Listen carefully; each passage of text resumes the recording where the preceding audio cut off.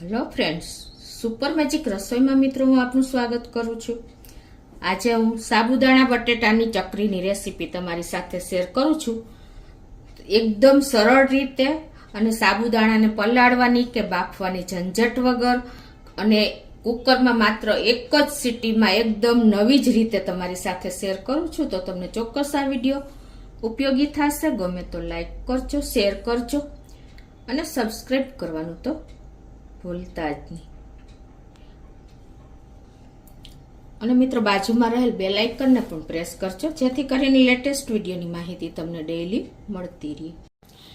તો મિત્રો અત્યારે વેફરની સિઝન ચાલુ થઈ ગઈ છે અને જો આપણે સાબુદાણા બટેટાની ચકરી બનાવીએ છીએ ને એમાં આપણે કેટલી મહેનત પડે છે। સાબુદાણાને સાંજે પલાળવા પડે છે, બટેટાને બાફવા પડે છે, એનો માવો કરવો પડે છે। તો આ કોઈ પણ જાતની ઝંઝટ વગર આજે એકદમ સરળ રીતે અને નવી જ રીતે તમને કંટાળો પણ નહીં આવે ને એટલી સરળ મેથડ છે કે તમે 10 જ મિનિટમાં કુકરમાં એક જ સીટીમાં તમે આ સાબુદાણા બટેટાની ચકરી બનાવી શકશો। અને એ પણ આપણે તડકે સૂકવવાની પણ ઝંઝટ નથી। તો તમે એન્ડ સુધી જોડાયેલા રહેજો। હવે તમને ઇન્ગ્રેડિયન્ટ પણ બતાવી દઉં। તો જો અત્યારે મેં આ 300 ગ્રામ બટેટા લીધા છે અને 250 ગ્રામ આપણે સાબુદાણા લીધા છે અને મરચા લીધા છે 5 થી 6। 1 ચમચી આપણે જીરાનું અધકચરું કર્યું છે, 1 ચમચી આપણે મરીનો પાવડર લીધો છે અધકચરો, 1 ઇંચ આદુનો ટુકડો લીધો છે અને મીઠું લેશું અને પાણી લેશું। તો બનાવવાનું ચાલુ કરીએ। તો વજનમાં આપણે આ 250 ગ્રામ જે સાબુદાણા લીધા છે ને એને આપણે મિક્સર જારમાં નાખીને અને એનો ફાઇન પાવડર તૈયાર કરી લેશું। આને આપણે પલાળવાના નથી એટલે આ પ્રોસીજર કરવાની છે। તો આ રીતે જો આપણે સાબુદાણાનો પાવડર બનાવી લીધો છે।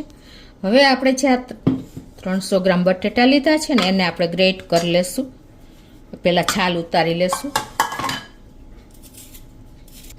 અને એને આપણે ડાયરેક્ટ પાણીમાં જ નાખશું। તો આ રીતે જો આપણે બટેટાને પીલ કરી લીધા છે। હવે એનું આપણે ખમણ કરી લેશું। તો ડાયરેક્ટ આપણે પાણીમાં જ ખમણ તૈયાર કરશું એટલે આપણું ખમણ કાળું ન પડે। તો આ રીતે જો આપણે પાણીમાં જ બટેટાનું ખમણ કરી લીધું છે અને જો એનો સ્ટાર્ચ કેટલો બધો દેખાય છે। તો હવે એને આપણે હજી એક વધારા પાણીમાં નાખી દઈએ એટલે ક્લીન થઈ જાય। આ રીતે તમારે બટેટાનો સ્ટાર્ચ કાઢી નાખવાનો છે। મિત્રો આપણે જો બટેટા બાફીએ છીએ તો ઘણી વખત આપણે બહુ ટાઈમ લાગે છે। આજે આપણે કોઈ બીજી પ્રોસીજર નથી કરવાની, ડાયરેક્ટ જ આપણે બટેટા બાફા વગર આ રીતે ખમણી લેશું અને એને બીજા પાણીમાં રાખી દેશું। બીજા પાણીમાં રાખી દીધું છે, સાઈડ ઉપર રાખી દેશું અને હવે આપણે જ્યાં સાબુદાણાનો પાવડર કર્યો છે ને એનું પરફેક્ટ મેજરમેન્ટ જોઈ લઈએ, એક બોલમાં કાઢી લઈએ। તો અત્યારે જો આપણા 1 બાઉલ સાબુદાણાનો પાવડર બન્યો છે એ જ માપ આપણે પરફેક્ટ લેવાનું છે। તો આ 1 બાઉલ પાવડર સામે આપણે 4 ગણું પાણી લેવાનું છે। એટલે પહેલાં આપણે 2 બાઉલ પાણી નાખશું। તો ગેસ ઓન કરી અને ગેસની ફ્લેમ આપણે મીડિયમ રાખશું અને અત્યારે આપણે આ બાઉલ પ્રમાણે પહેલાં 2 બાઉલ પાણી નાખી દઈએ, કેમ કે આપણે એકી સાથે જો 4 બાઉલ પાણી નાખશું ને તો સાબુદાણાના ગંઠા થઈ જશે। એટલે પહેલાં આપણે 2 બાઉલ પાણી ગરમ કરી લઈએ। હવે આપણું પાણી ગરમ થાય છે ને ત્યાં આપણે આ મરચાં અને આદુની પેસ્ટ કરી લઈએ। 4 થી 5 મીડિયમ સાઇઝના મરચાં લીધા છે અને 1 ઇંચ આદુનો ટુકડો। તો આની આપણે પેસ્ટ તૈયાર કરી લઈએ। તો આ રીતે જો આપણે પેસ્ટ કરી લીધી છે અને આ બાજુ આપણું પાણી પણ ગરમ થઈ ગયું છે ને તો આપણે જે આ સાબુદાણાનો પાવડર બનાવ્યો છે ને એમાં એડ કરી દઈશું। તો આપણે આ ગરમ પાણીમાં જ આ પાવડર નાખી દેશું અને એને મિક્સ કરી લેશું।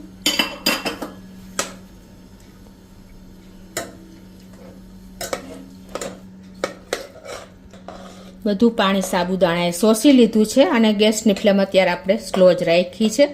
જો હવે આપણે જે બટેટાનું ખમણ આપણે ખમણું છે ને એ આમાં નાખી દેશું આ રીતે મિક્સ કરીને। નિતારીને આપણે આ બધું જ ખમણ આમાં એડ કરી દઈએ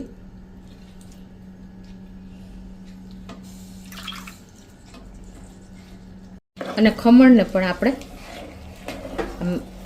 મિક્સ કરી લઈએ. હવે આપણે આ બટેટા અને સાબુદાણાના પાવડરના ભાગનું 1 ટીસ્પૂન જેવું મીઠું નાખી દેશું અને એને મિક્સ કરી લેશું. હવે આપણે 1 બાઉલ પાછું પાણી નાખી દઈએ આમાં.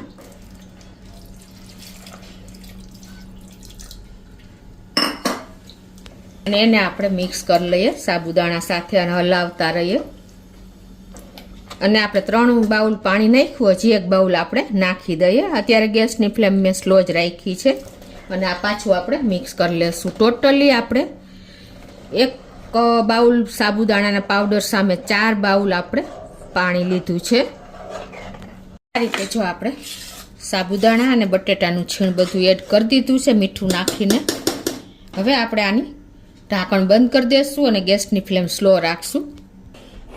આ રીતે આપણે 1 સીટી કરવાની છે સ્લો ફ્લેમ ઉપર. અને જો તમારું કુકર પાતળું હોય ને નીચે તળિયું, તો તમારે નીચે લોઢી રાખીને પછી કુકર રાખવાનું, એટલે બિલકુલ તમારે દાજવું ન જોઈએ. તો જો આપણે 1 વિસલ થઈ ગઈ છે અને પ્રેશર પણ રિલીઝ થઈ ગયું છે સ્લો ફ્લેમ ઉપર આપણે. તો હવે ખોલી લઈએ. અને હવે આપણે જો આ મિશ્રણ તમને બતાવી દઉં.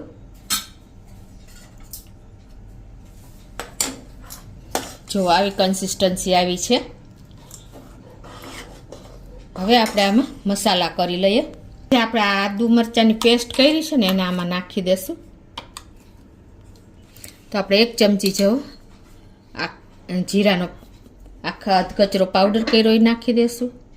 1 ચમચી મરીનો પાવડર નાખી દઈએ. અને હવે આ બધા જ મસાલા આપણે મિક્સ કરી લઈએ.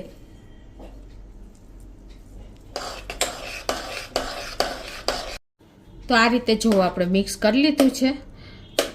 અને જો હવે આપણે મેન તૈયાર થયું છે કે નહીં કેમ જાણવું હોય ને, તો આ રીતે તમારે જો ચમચો ઊભો રહી જાય ને કોઈ પણ આધાર વગર, તો તમારું બેટર ઇનફ બરાબર છે ચકરી બટેટાની ચકરી માટે, સાબુદાણા બટેટાની.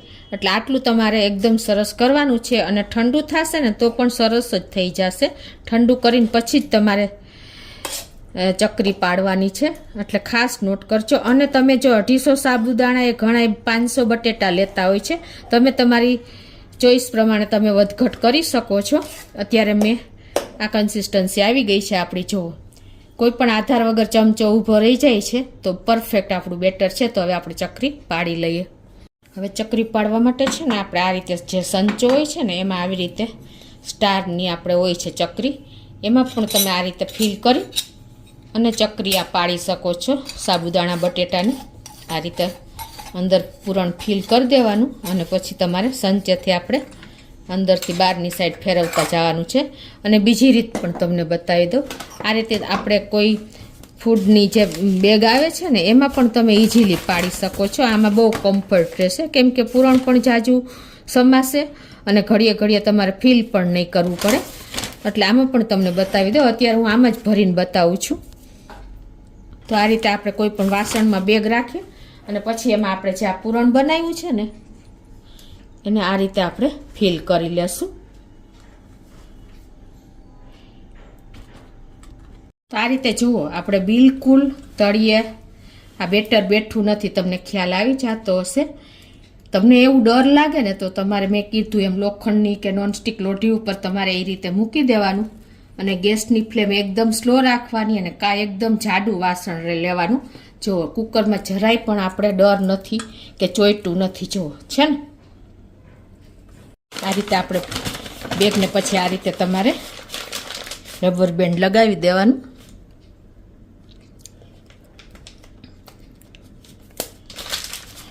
આવી રીતે ટાઈટ બેટર કરી બેગમાં અને પછી તમારે આ રીતે રબર લગાવી દેવાનું છે. આપણે ટાઈટ બેગ કરી દેવાની છે અને પછી તમારે એક સાઈડ હોલ કરી લેવાનું છે. આ રીતે કોર્નર ઉપર તમારે જે સાઈઝનું પાડવી હોય ને એ પ્રમાણે. અને હવે પછી તમારે આ રીતે પ્રેસ કરી અને પાડતું જવાનું છે. આ રીતે જો આપણે હોલ કરી અને પ્રેસ કરતા જાઓ અને આ રીતે આપણે ચકરી પાડતા જાઓ.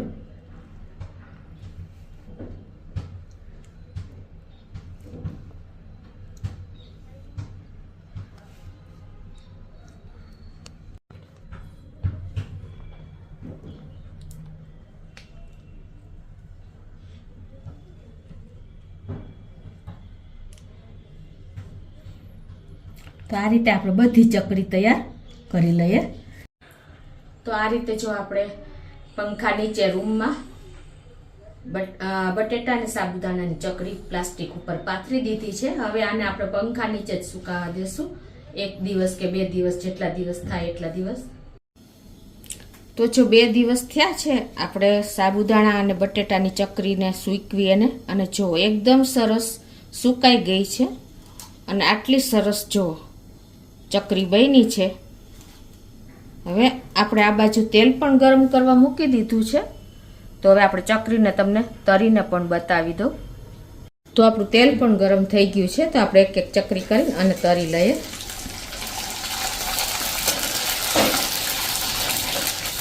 જો મિત્રો આપણી ચકરી પણ સરસ તરાઈને રેડી છે, એકદમ સરસ ફૂલી ગઈ છે. તો આ રીતે આપણે બધી ચકરી થોડી થોડી તરી લઈએ.